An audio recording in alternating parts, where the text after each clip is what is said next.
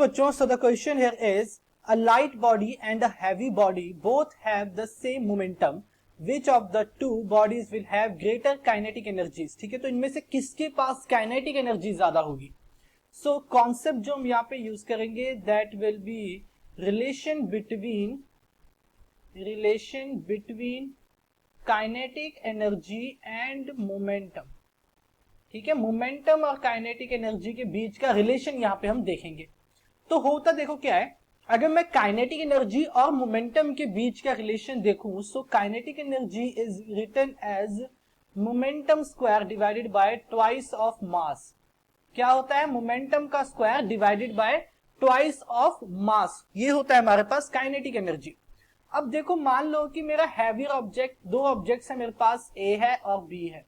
मेरा हैवी ए है और मेरा बी क्या है? लाइटर है. तो मेरा मास ए होगा, ए का मास क्या होगा? एम ए, और बी का मास होगा एम बी. अगर मेरा ए हैवियर है, so I can write m A is greater than m B. But दोनों के मोमेंटम सेम है, यानी p A is equal to p B. P A और पी बी क्या है? दोनों ही इक्वल है. मोमेंटम्स क्या है? इक्वल है. इट मीन्स कि I can write that kinetic energy is directly proportional to inverse of mass. Mass के इनवर्स के प्रोपोर्शनल है. अब मास के इनवर्स का प्रोपोर्शनल क्या यहाँ पे रेक्टिफाई क्या करता है? इट मींस कि अगर मेरा मास इंक्रीज होगा, मास अगर मेरा इंक्रीज होता है तो मेरा काइनेटिक एनर्जी डिक्रीज हो जाएगा.